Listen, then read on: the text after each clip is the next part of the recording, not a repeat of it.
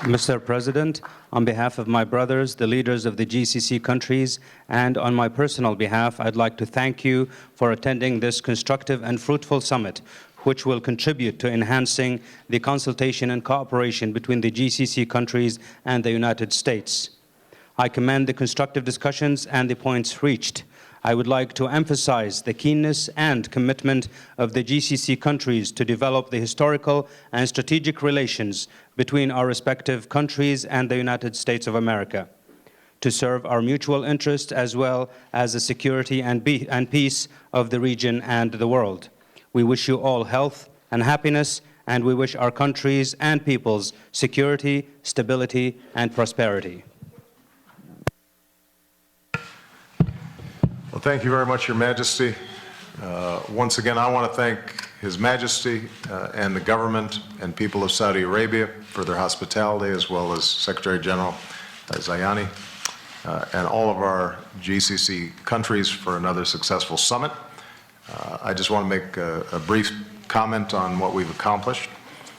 Last year, at our summit at Camp David, we agreed to build an even stronger partnership between our nations. We already had strong bilateral relations and collectively had a shared vision of peace and prosperity in the region, but we felt that we could do more given the new challenges that had arisen. Today we reviewed the important progress that we've made together. I reaffirmed the policy of the United States to use all elements of our power to secure our core interests in the Gulf region and to deter and confront external aggression against our allies and our partners. And we reached a common vision on how to move forward together in key areas. We remain united in our fight to destroy ISIL, or Daesh, which is a threat to all of us. And the United States will help our GCC partners ensure that their special operations forces are interoperable, and GCC nations will continue to increase their contributions to the fight against ISIL and the coalition that we've formed. We'll continue to support Iraq as it liberates and stabilizes towns and cities from ISIL control, and will remain leading donors of humanitarian aid to the peoples of Syria and Iraq who have suffered so much.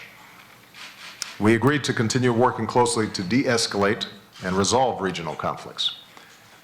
In Syria, the cessation of hostilities is obviously under tremendous strain, including continued violations by the Assad regime.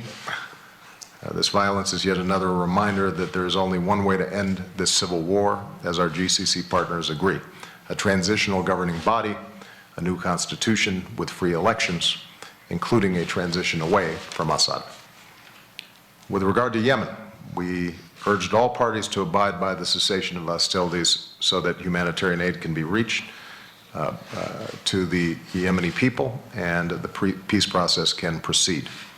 With regard to Libya, we agreed to keep building support for the new national unity government. And given the ongoing threats in the region, the United States will continue to increase our security cooperation with our GCC partners, including helping them improve their own capacity to defend themselves. And I thanked our GCC partners for their support of the comprehensive deal that has now cut off every single one of Iran's pathways to a nuclear weapon. That makes the region safer. We'll remain vigilant to ensure that Iran fulfills its commitments, just as we fulfill ours. Even with the nuclear deal, we recognized collectively that we continue to have serious concerns about Iranian behavior. Our nation's committed to continuing to interdict illegal Iranian arms shipments in the region, impose costs on Iran for its ballistic missile program, and oppose Iran's destabilizing activities in the region. At the same time, as I said at Camp David last year, none of our nations have an interest in conflict with Iran.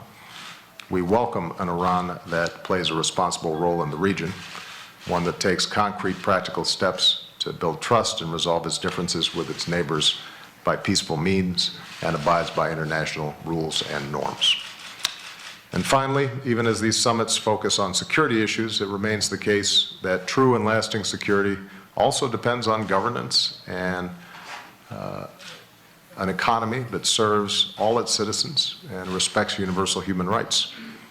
And with this in mind, the United States and the GCC will launch a new high-level economic dialogue with a focus on adjusting to lower oil prices, increasing our economic ties, and supporting GCC reforms as they work to provide jobs and opportunities to their young people and all of their citizens.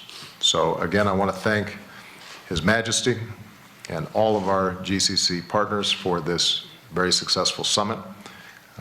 When we look back on the past year, a lot has gotten done. I'm confident that a year from now, we will be able to say that because of these actions, all of our nations are more peaceful and more secure and more prosperous.